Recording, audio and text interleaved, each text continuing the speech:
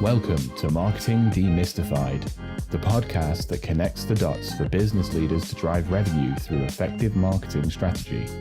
We chat with marketing experts on different topics that will help you ramp up your revenue. We stream live on LinkedIn, Twitter, and YouTube, and you can listen to us on your favorite podcast platforms. Marketing Demystified, the podcast, is presented to you by Growgetter, your partner in growth marketing. And here's today's episode. Hello, everyone. Are you ready to be inspired, informed, and empowered with actionable tips that will transform your marketing game? You're in the right place. Welcome to Marketing Demystified. I'm your host, Jen Mancusi, CEO and co-founder of Growgetter, your growth marketing partner. Now, I've had the privilege of connecting with leaders at companies of all different stages. No matter how long they've been in business, the first investment in marketing is always really intimidating. This is companies that are startups or companies that have been around for a long time. Whenever you make that decision to leap into investing in marketing, it can be scary. And with limited resources initially, it can be tough to decide what to do first and where to really focus those resources. So we're going to dive into that topic today. And the first thing I want to discuss is, what is the role of the marketing team in your business? This is going to be, different for every business, of course, if you're B2B, B2C, and what your product and your offering is. But at the core, your marketing team should be responsible for three key areas. That's your brand, your positioning and messaging, the visual identity of the brand, who you stand for, and getting that out into the world and into the market. Demand generation, lead generation, how you're generating interest for the business, and growth. I think the growth piece is something that we can often overlook. As marketing needs to play a key role in customer marketing and how you drive growth through existing customers. So those are the kind of three key areas that I think are the most important to think about. But again, it really, the role of your first marketing hire will be dependent on what your needs are. And that's kind of what we're going to dive into. So when you're thinking about, if you're a startup, or actually, I'm gonna go back and say any company of any stage, when you're getting ready to make that decision for who your first marketing hire is going to be, how do you even, do any kind of marketing, launch your business or whatever without that marketing hire or without a marketing focused founder?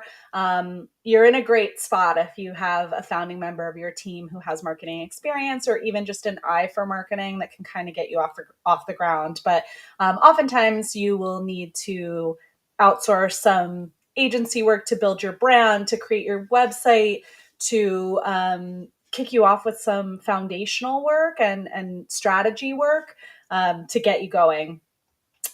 But when you're ready to make that first marketing hire, this is where there is a lot of debate. We just had this conversation earlier today where, you put three people in a room, three marketers in a room, and you say, what's the most important first marketing hire? And they will all tell you about their own role, right? And, if you're a content marketer and you wholeheartedly believe that content needs to be at the core of the marketing strategy. Same with a product marketer or a demand generation or growth marketer. And really the answer is the dreaded answer to any question. And that's, it depends. It really depends on your goals for what you think marketing is and needs to achieve for your business. So I think the first question you need to ask when deciding, who you want to hire as your first marketing hire, you need to ask what objective, what is the goal of marketing for your business. Some of the considerations, if you're an early stage startup and you are selling a enterprise SaaS tool, you have a probably very sales-led motion. So that's going to be a different marketing need and at a different stage than a company that is relying on marketing-led or product-led growth. Or if you're a consumer product that is relying on brand to really get your business in front of people, as opposed to a sales-led motion, you're gonna have different marketing needs. So taking a step back and deciding, okay, what do I need marketing for? Why am I even having this conversation about hiring a marketing person or building a team or creating that function? If your answer is we need to grow, that's probably not specific enough. Really narrowing down the objectives of what marketing is going to do for your business will be really important in determining who that first hire is. So there's a big difference between, maybe a more junior level or intern level hire to do some marketing tasks versus a strategic marketing leader that is going to partner with the leadership team in your business and make some strategic decisions. So thinking about some of the dependencies on when to hire your first marketing hire will be the stage of business that you're at and the resources that you have available to you. So if you're a startup and you've just received a big venture capital investment, congratulations, you've got some money to invest. That's a really good time to build out your teams. Again, there'll always be that question of where do we spend that investment? Is it sales? Is it customer? Is it product? Do we want to build out our tech further, or do we want to hire marketing? So that's a consideration that you'll want to make. If you hit a sort of plateau in your growth, and I speak to a lot of companies, a lot of leaders at companies who are, get their businesses off the ground through networking and word of mouth and referrals, which is such a great way to get going. But predictable growth is difficult beyond your network. So that's a great time to start thinking about hiring your first marketing hire. When it's not a good time to think about hiring your first marketing hire is when you say, we have a big launch in 2 weeks and we need somebody to come and run it.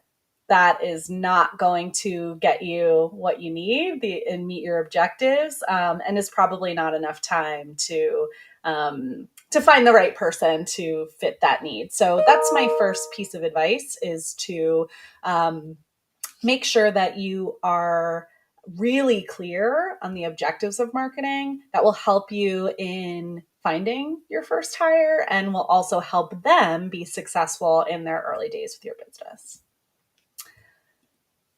So this brings up another question that I get asked quite a bit, which is about hiring or building your marketing function internally versus outsourcing.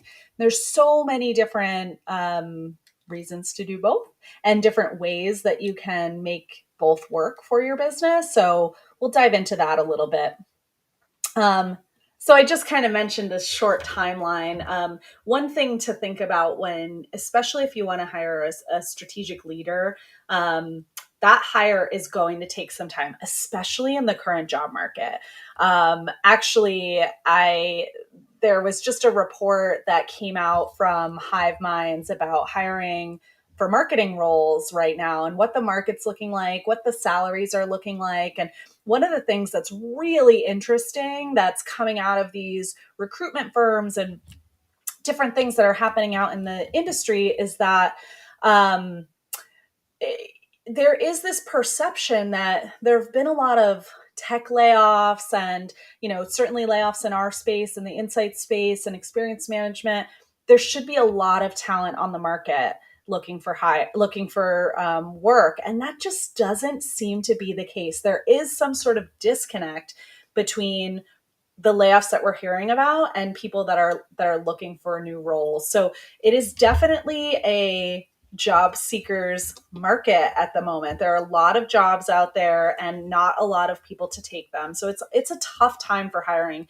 And salary expectations are still quite high. Maybe not quite as high as they were 6 months or a year ago at the height of great resignation and lots of people moving around and lots of competition for these roles. But the salary expectations are still quite high. So I'll link out to that report if anybody wants to take a look at it. It's a really tough time to hire. So all that to say, it's important to build in enough time to make those important hires so that you're not feeling rushed. Those are some of the mistakes I've made in my own career with hiring is, when you just feel like you need to fill that role and it's been open for 3 months and you haven't found the right person. So you find somebody who's like maybe probably okay and could probably do the job. That never works out for anyone. Somebody told me early on in my career, giving me some advice on hiring when I first started building and managing teams was if it's a maybe, it's a no. So build in the appropriate amount of time for that to get that definite yes. This is such a critical hire, especially if you're hiring somebody in a more senior position. So give yourself some time. Expect it to take 6 months or longer. So this goes back to my recommendation of maybe when to outsource. If you actually do have a shorter timeline where you have an immediate need, there is a big launch coming, or there is something, maybe a board presentation and you need to have they're expecting a marketing strategy. It's a great time to consider outsourcing. So someone like a fractional CMO that can work for your business part-time can not only save you some time in hiring that full person and maybe bridge that gap for you, but also save you some budget. So that's another thing. If you take a look at this report that I just read from Hire Minds, the salaries are quite high. So outsourcing is a great way to save budget if you feel like you are spread thin, which often all of us are. We're all trying to be as scrappy as we can and try to get our budgets to stretch as far as possible. So outsourcing some of your marketing is a great way to do that. So, in addition to the sort of time and cost benefits of outsourcing, there's something really powerful about bringing in external thinking and voices from your business. So, some of the applications for outsourcing could be if you're struggling with your positioning and messaging. It's a great area to bring in somebody neutral who doesn't know your business as well as you do. They can speak from the voice of the customer and really say, let you know, this is what your brand is telling me right now. I, as somebody who don't know your business, my perception is X. And so that's a great opportunity to bring in external thinking. And that could be for any area of marketing. It could be for your demand generation. It could be for your, social media strategy or content strategy. Just any diversity of thought and experience is always a benefit. But I think especially when you're thinking about brand refresh and positioning and messaging, it's a great opportunity to bring in some different types of thinking and people who, like I said, don't know your business as well. That's probably one of the biggest challenges for people who do know their business in and out and are the founders or have been immersed in the product or the platform for several years. It's difficult to simplify it in a way that a buyer can understand. So that's a great opportunity. Another opportunity for outsourcing could be just an expertise gap. This could be, something that maybe you don't need a full-time hire long term. Maybe your priority internally is to focus on, we want somebody who's just writing content and internal, or somebody who's managing our ad spend internal for the long term. But shorter term, we don't want somebody full time that's going to I don't know, manage our social media, but they can take what the internal person does and execute it, and that's going to help free up resources. So if you have a smaller team, even if you're not thinking about your first hire, maybe you have a couple of people on your team and you want to outsource some areas that aren't getting the attention that they need, and maybe don't have the internal expertise, that's a great opportunity to outsource as well. Um, so how can companies find the right partner for them? This is a question I get a lot. And there's a lot of different resources out there, lists. If you're, almost always, if you're using any kind of CRM or CMS platform, there's a lot of networks of people that can help to implement or help to use those systems. That's often a good place to start. I am big on referrals. So in the past, I have actually, when I was looking for a demand gen agency, somebody who's going to run my paid advertising program, and account-based marketing was a really important part of my strategy at the time. And so we were using a targeted ad serving platform to run our account-based marketing. And I wanted somebody who was going to be an expert in that platform. That was really important to me at the time, and finding that partner. So I went to my friends at the platform that I was using at the time and said, hey, who do you recommend? Who knows this business in and out? And they gave me a list of people to evaluate. And so asking around, and asking around your network, asking around to tech platforms that you use, and really like partnering with the people that are providing your tech stack can be a great resource for finding partners. Also, just seeing what other people are doing that you want to emulate. If you see companies that are doing really great marketing, ask them, what does your team look like? Are you outsourcing?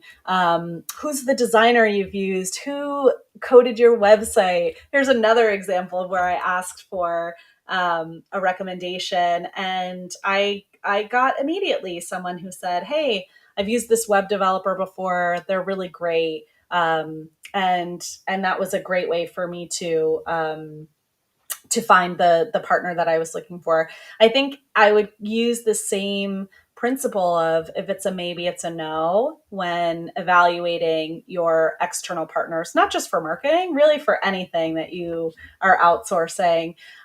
It's important to make sure that you're signing on with the right partner that's going to actually achieve your objectives. This goes back to really having a good understanding of the outcomes that you're looking for from your marketing team or marketing partner. If you can articulate it really clearly in the evaluation process, then you can make sure that they're going to deliver what they say they're going to and what you need. So that's something that's really important. I have heard that feedback before of like, we've been burned by agencies, or we tried to use somebody in this realm before, and it really didn't work out, or I didn't get what I needed. And I would think about your partners as just that, partners. It's super important to be really clear about what you need, and also really clear when you're not getting what you need, so that you can maximize the engagement. And this goes to another point of communication.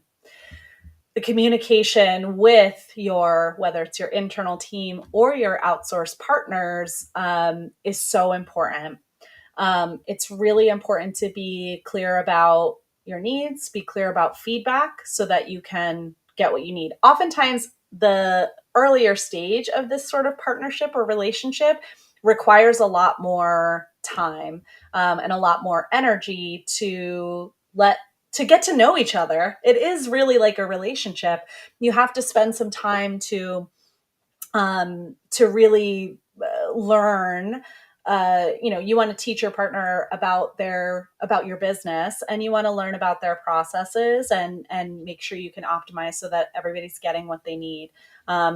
Your agency will need input from you, and maybe you to draw connections for them with other people in the business, or with customers. But really, if you've already made that decision of, we can't invest in this full-time hire right now, we're going to hire fractional, or we're going to outsource this particular task to an agency, you still want to think of them as an extension of your team. Immerse them in your business. Introduce them to all of the key team members that are going to be working and collaborating. Let them talk to your customers. This is super important, so that they can do the best job for you possible. Anytime there's a partner who kind of sits in a silo, they're going to miss pieces, right? They're going to miss the context, even the things that you maybe don't think are that important. It's sometimes that observation can spark ideas and can spark opportunities that weren't there before. So that's something to think about. Keep the communication open. Think of them as a partner, not as a vendor, and an extension of your team, and really integrate them into your business. So now, thinking back about internal teams, I get a lot of questions about the structure of, an ideal marketing team. And this is another area where it depends. I think that it's important to kind of segment out the key functions within marketing and build the teams in those critical areas. But not every company is going to need everything that marketing can possibly do. There are some companies out there that maybe paid advertising and digital advertising is not a priority. So you probably don't need a media team or an advertising team.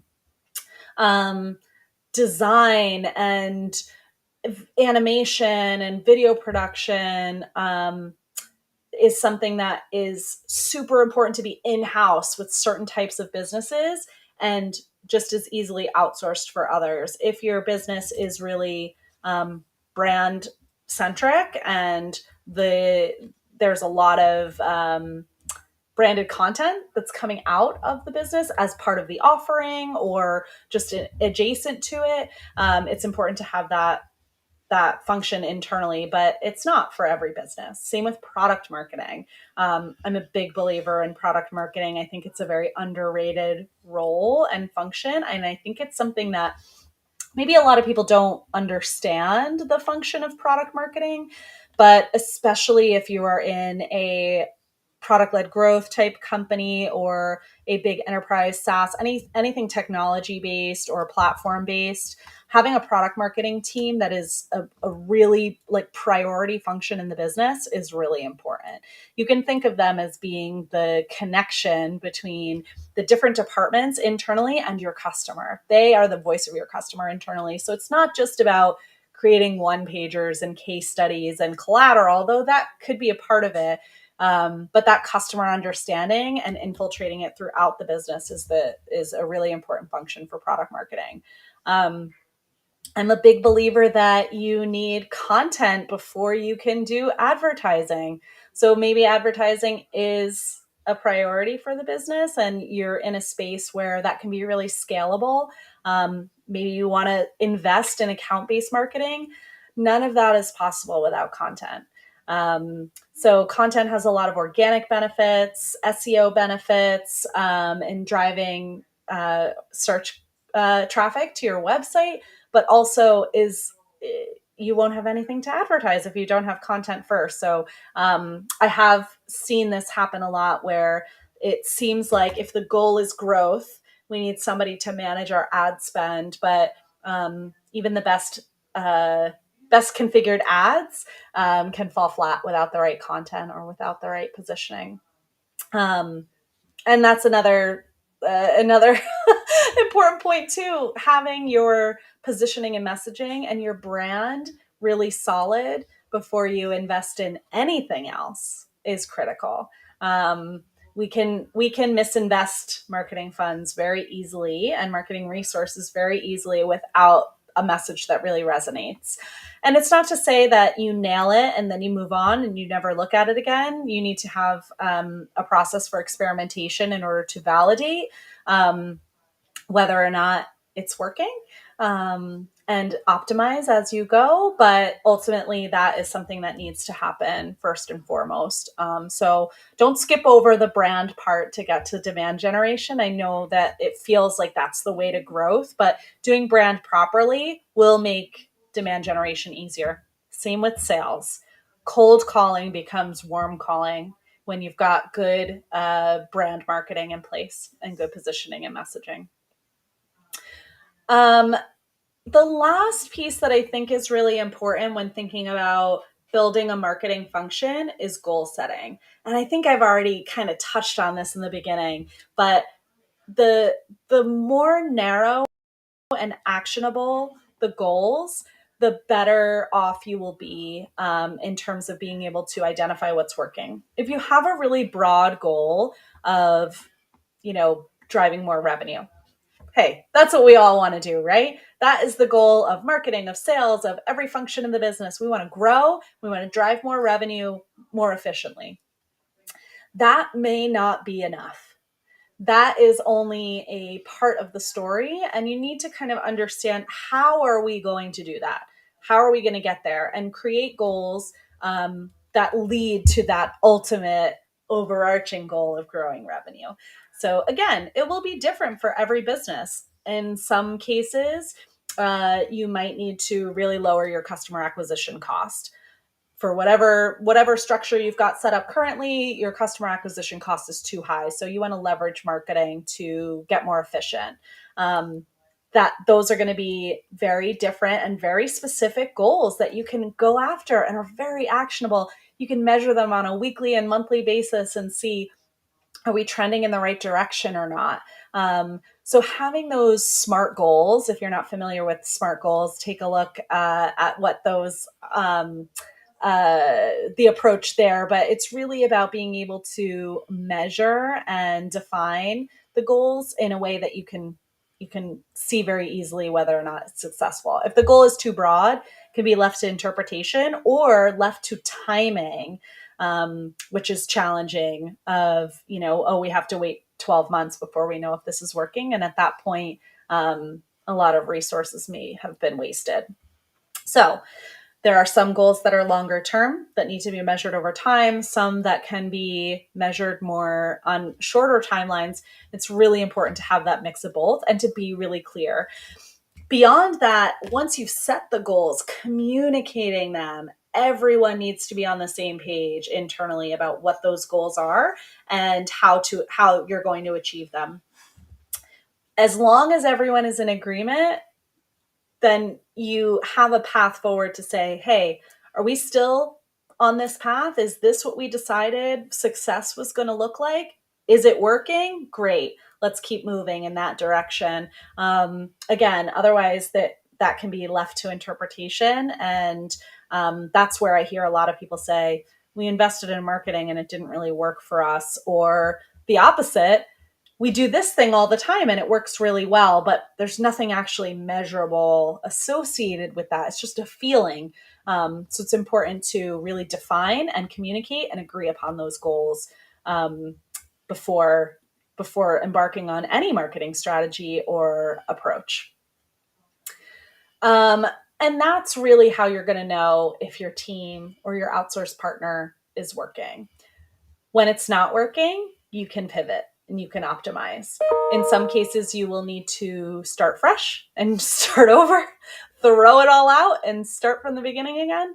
But in most cases, that's not necessary. In most cases, there are subtle tweaks and subtle optimization tactics that you can put in place to get your campaigns to perform better, get your strategy working more efficiently, and ultimately drive more revenue or closer to your goals that you've set out for your team.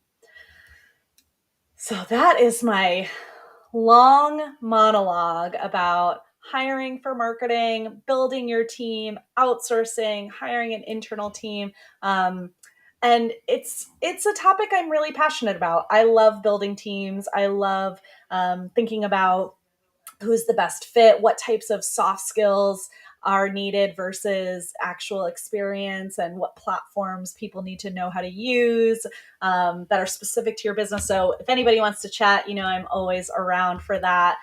But for now, thanks for letting me ramble on. I appreciate you joining me and listening in today. Somebody asked in the chat if this would be recorded. Always, you can find us on podcast channels and on the replay of the live stream. So check it out. I'm going to be back with another episode tomorrow, actually. I'll be chatting with Rand Fishkin of Spark Toro. Join us.